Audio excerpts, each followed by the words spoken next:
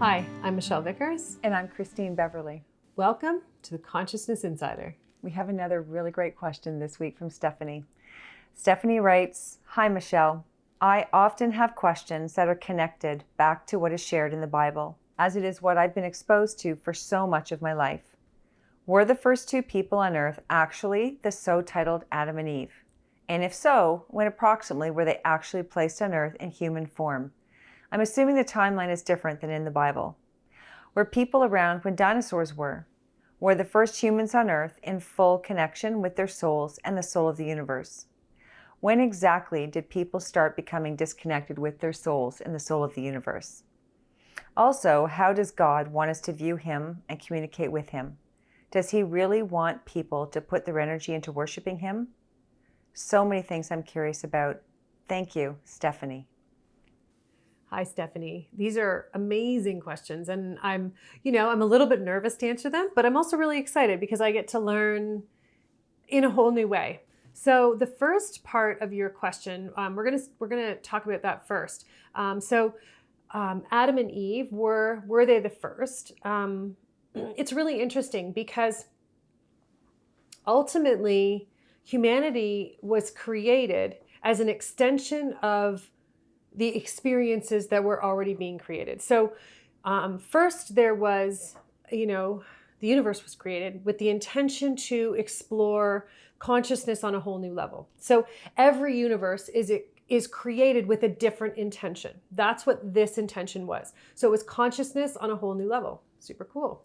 The next experience that was introduced based on consciousness and the evolution of it was then, okay, now we need to create experiences, but in order to create those experiences, we need to create matter that we can create those experiences. So matter was then created, and then the experiences were not so much created as they were brought into possibility. And that's really the difference between something being created. So when something is created, it's very tangible. It doesn't have to be physical, but tangible means now it's in existence. Like once something exists, it exists forever. So at the end of the day, they became possible, which means that the energy is there if someone wants to experience it, but it's not created yet. Does that make sense? Yeah, so far. Okay. Yeah. So as far as Adam and Eve, it's a little bit tricky in the sense that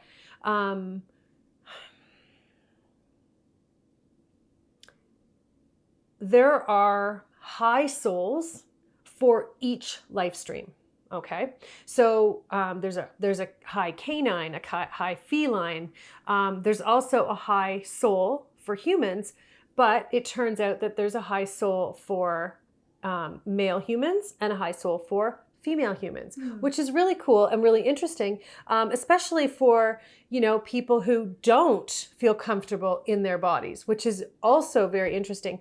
But I want to explain and talk about that just for a moment, because your soul energy and your physical gender really have nothing to actually, they have nothing in common. And a lot of people mistake a female soul for being a girl or a male soul for being a boy. Because at the end of the day, we've all, as humans, 98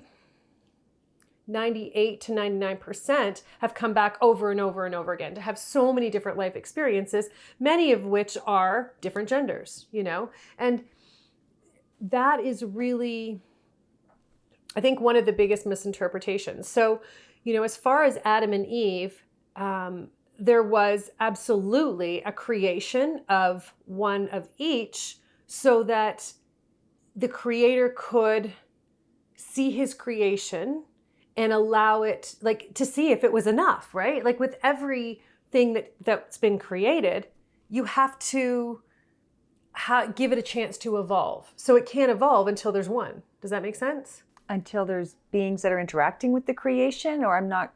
There has to be one to start with. Does that make sense? Yeah. You can't evolve if you don't exist. Right. There has to be a human being. There had to be Well, in that case, it's a human being, right? If it's an animal, if it's, Okay. there has to be a being in order for it to evolve. Yes. So ultimately, he created one of each. Yes. So yes, there is an Adam and an Eve. And yes, I have actually communicated them. The first time was probably about 12 years ago, and it was a pretty cool experience because I can say, oh yeah, I've talked to Adam and I've talked to Eve. But it's not how do I explain it? It was not oh my goodness, this is an amazing experience. It was, okay, because they were the first ones. They hadn't evolved yet. So there wasn't a lot of depth to the communication. They brought insight to the simplicity of being the first creation. Does that make sense? That makes sense. Yeah, I do understand that a bit better now. Yeah. So ultimately, they didn't have all the complications to deal with that today we have to deal with. Yes. It was very simple, right? Yes. It's that first time being a creation. So it was a really cool insight. And actually, it's one of the things that led me going down the road of exploring who we are and who we were created to be. But as far as an Adam and an Eve, absolutely. We put those labels on. As far, as souls, we don't have names, we have energies. So, but from my understanding and the energy of the Bible and what it is embodying is that those were the two that were being referred to. So yes, there was an Adam and an Eve. Now, you also asked when they were first here. So time it doesn't translate on a universal level to the time and the dates and the numbers that we use now. For example, if you needed, like when I came into this life, I planned for, 500 lives, and I went through training in all of them to come into this life. And if I missed something, I would go back and do it. It's not linear. There's no such thing as linear time in existence. That only exists in our minds and the physical existence that we've created here. Does that make sense? That makes sense. Yeah, it does. So it doesn't really translate. Ultimately, they were the first, and that's really all that matters. And all the other experiences came after. Dinosaurs were, it's interesting. They were a separate experience, but they were more contained, which is really cool. And they are showing me that there were humans on the planet at the same time where they were just in a different space. So it was very controlled at that point.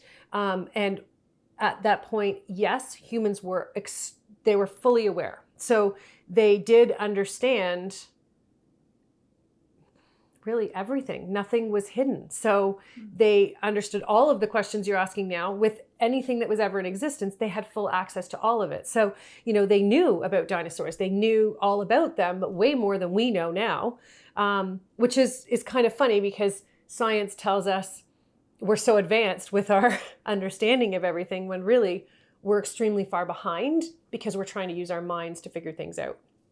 So ultimately, full awareness for me, is my goal. And I think as humans, that is our goal, is to be evolved, because when you have full awareness, now you can actually evolve because you're evolving from a place of knowing everything that's already been in existence. So you don't actually recreate anything that's already here. Because as souls, we're not meant to be redundant. We're meant to be leading edge and evolutionary, because that's just naturally who we are. So yeah, is there any other parts of that question? Yeah. When did Stephanie also is wondering when people started to become disconnected with their soul and the soul of the universe? When did that happen? Again, linear time, it doesn't really translate. But basically what happened is when the creator created this universe, his intention was to explore consciousness and possibility. And he left that open. So it wasn't a protected experience, whereas most experiences are protected. Most universes are protected, which means no one can mess with them, right? It's like a boss who micromanages. Everybody does their job. Everyone follows through. This is what we're, or science for that matter, right? This is the result we're looking for. And these are all the steps we're going to do to make sure we get to that result, right? So ultimately, this universe in itself was not set up that way. It was set up to evolve in whatever way it evolved into. So what happened is that beings from other universes came here to play. They came here to watch. They came here to see what we were doing, because most universes are based on one specific aspect of consciousness. So they are exploring love, or they're exploring hate or jealous, which hate, jealousy, anger, they're not really universal experiences. So it's really hard. It's true, but it's not the fullness. And there's no possible way that I could use words to describe another universe. I mean, I have hard enough time explaining this universe. But for the most part, humans and souls, like, we became disengaged because someone intentionally started to infiltrate fear into us. And fear is, it's the most destructive energy on the planet. It's not a universal energy. And if for 1 second in existence, the entire planet wasn't focused on fear, it would cease to exist. It actually needs someone to focus on it to ensure that it exists, which is kind of cool. But that's where people, when that fear was brought in and then purposely infiltrated to people, that's where everyone started to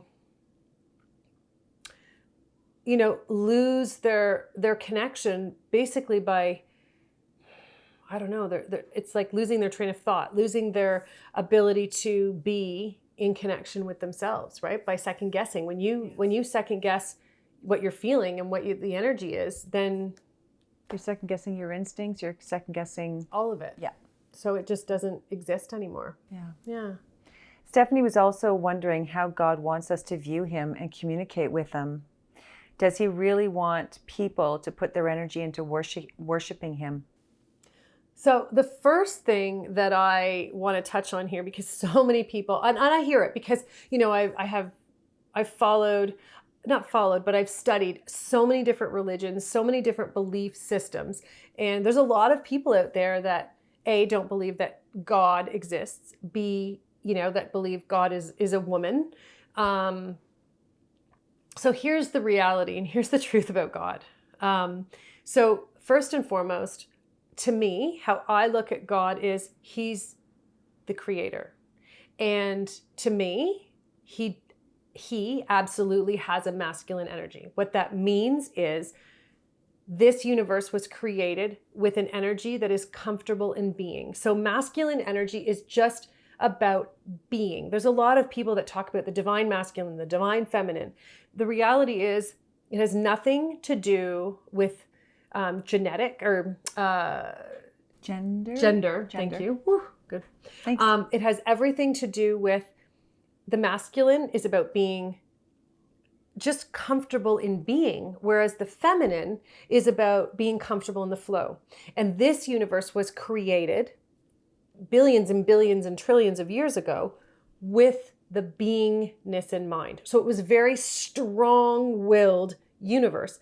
Free will, the option for everyone to have free will, but ultimately it was very much about being, and which is what powered us up to be comfortable in who we are. And then through this transformation and all of this, you can actually read a lot about this part of existence in my book, Believe. I don't go too in depth in it, but I do touch on the basics and also the essence of each of us as human beings and what was included in us, so that you can access and that you understand who you are and what you have the ability to access in your day-to-day life. But most importantly, what we really are talking about is the ability to feel being and flowing, because they're fundamentally different things.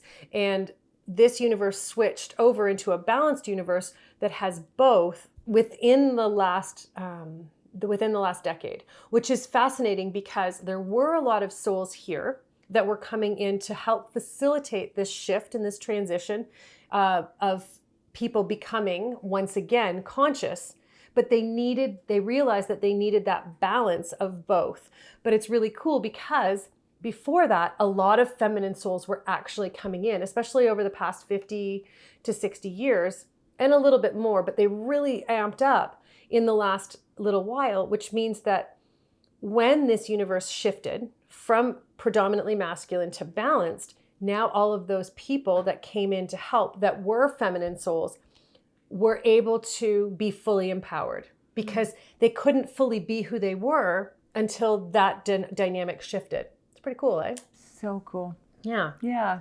Did we answer that question? She was also wondering whether God wants people to put their energy into right. worshiping him. Right. So it's not about worshiping, like when the creator created this. So to me, God is the creator. Everyone has a different name, but it's not about worshiping someone in particular. It's allowing yourself to be aware of the creation of existence, which includes life. It includes evolution. It includes you and what you're good at, what you're meant to do, and why you were created in this existence. Like when you're able to recognize and fully recognize your own self as an incredible being, and you value yourself, you're now able to recognize other beings and value them. You cannot fully value someone else unless you value yourself. And that's really what his goal is. Because at the end of the day, the creator created this experience for people to evolve. You cannot evolve if you don't know who you are. So what the goal is for everyone to wake up, to remember who they are, so that they can start making the impact they're meant to make in the world. When you're closed, you can't remember. So does he want you to worship him? No, not at all. Does he want you to be respectful of the creation that he spent all that time creating and that you're now a part of? Absolutely. And you do that in whatever way works for you, but it's not about putting anyone higher than you. He doesn't judge. It's anything beyond the human mind, there is no judgment. It just doesn't exist. All of those dynamics that a lot of religions bring to the table it's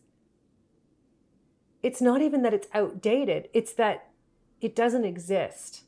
And when there's perspectives that don't exist, it causes a lot more harm than good, especially when people are using their perspectives to determine what someone else is trying to say. And I'll give you an example. Because if we had in front of me right now, if I was working with a married couple, I am now getting information for one of them. So that person is going to take that information and they're going to feel it. The other person is going to have their perspective on what that information means and how that other person needs to apply it. Ultimately, that's the Coles Notes of what the Bible is and how it's being now positioned or described by every single religion on the planet and every single priest or rabbi or whoever is, being the voice for it. And you have to remember that. You can go and enjoy all of those experiences of being in community and celebrating, but remember that at the end of the day, it's your voice that matters to your journey the most. So it's what you choose to believe, not what anyone else chooses to believe. So take the things that feel right and leave the things that don't, because the reality is they all have a lot of value to add to your life, but not all of what they're saying is valuable. Does that make sense? Yeah, that does make sense. It's just like watching the show. Take what you need, what you feel is valuable, but don't worry about the other stuff, just let it go. Make sense? It does make sense. Yep, you covered all our questions. Awesome. Yeah. Thanks so much, Stephanie, and thank you to everyone who was watching with us. I learned so much today. And if you'd like to have your soul answer a question, you're wondering about anything about your life or a bigger question of the universe around you, fill out the form on the Consciousness Insider page on the website, and hopefully we'll answer your question in one of the upcoming episodes. Thank you so much. Thank you. Have a great week. Bye.